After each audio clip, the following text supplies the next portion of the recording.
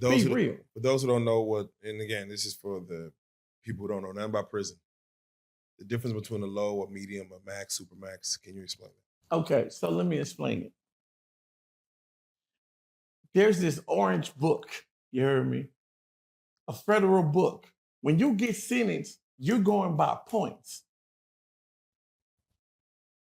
You're going by felonies and you're going by misdemeanors.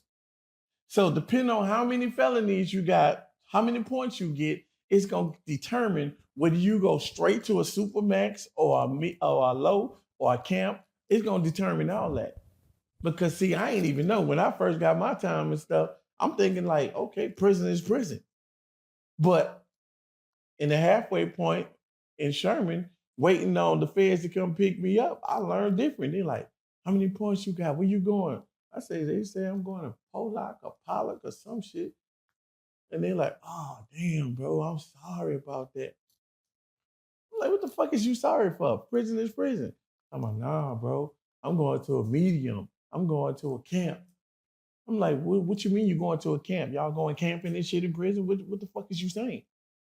And they're like, nah, bro, camp is like basically next to being free. I did wrong. You got doctors, lawyers, you got all these people and stuff who don't want no drama, no trouble. They free to, if they wanted to walk off the prison, they can do it and get back and nobody wouldn't know nothing. You know what I'm saying? Unless you back for count time and you mess up count time. That's camp. Yeah. So medium, you know what I'm saying, is below going to a USP, which is the United States Penitentiary. A medium, you got all kind of what you call this, incentives and all this type of stuff. They're not getting in all that trouble. They're not going to war unless they have to. They're not doing all that because people got visits they want. They want to see their people. They want to sell their drugs, get drugs in. You know, fuck, do whatever the hell they want to do. You know, but it's like, hey, we ain't on this. Dude a rat. You know he ain't supposed to be here. Here on the medium, they ain't on none of that. Checking paperwork and all that kind of stuff. We don't care they don't care what you did. We trying to get the hell up out of here or make our time as easy as possible. You hit that USP where I was at, or any Supermax or anything up, Lawrence and all that. Oh, ASAP. ASAP. You're going to get that paperwork check, partner. And depending on your race, it might be even worse than that. Because let's be serious. They don't talk about the Hispanics and the way they do their people. They fucking vicious, bro. They vicious.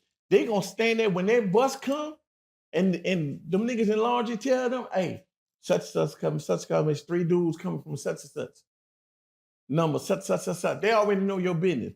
When you get to that damn staircase and shit and they tell you going up there to A, such this and that, you ain't going there. You going wherever the fuck they tell you at. Because the inmates run the motherfucking unit. We got our own cells. You go to child hall, you got your own section, our own tables and all that shit. You know what I'm saying? So when you get up in there, the Hispanics, first thing gonna do, get naked. You gonna get naked at that door. Butt ass motherfucking naked. Reason being because they want to see your tattoos. They want to know what gang you come from, who you with, who you was with. So if you hiding anything on your skin, that's gonna be your sin, partner. And they gonna do you right there. You ain't coming in there. We finna lock this bitch down ASAP. Ain't no conversation about it. Man, you had mentioned that as far as Hispanics, everyone kind of goes to their own situation once they get in. Where does one go when their situation is small, like the Irish, the China man, maybe the Congo man or something? Like, where do they just attach to whoever they feel like is the deepest, or do they have like their own little small Chinatown or something? They have their own communities. We all do. No matter how small the clique is and shit, we got our own communities and shit.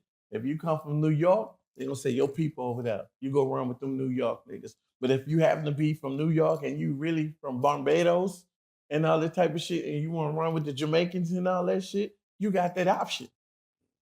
You got that option, but you got to go to them niggas first. You know what I'm saying? Then gonna say your people over there. You know what I'm saying? Oh, you fucking with us. Now, if you on gang time, you got gang ties to something and shit, then that's becomes a whole nother deeper subject. You know what I'm saying? You fucking with us, you fucking with them, but you going with the Crips and the Bloods, the GDs and all of them, because they got one car. So it's up to you at the end of the day, you make it lighter on yourself. But before they fuck with you, they want to know that you're reliable, that you're gonna be a soldier. Because if not, you're a liability. So we need that paperwork. We want to know what you in here for. If we don't know it,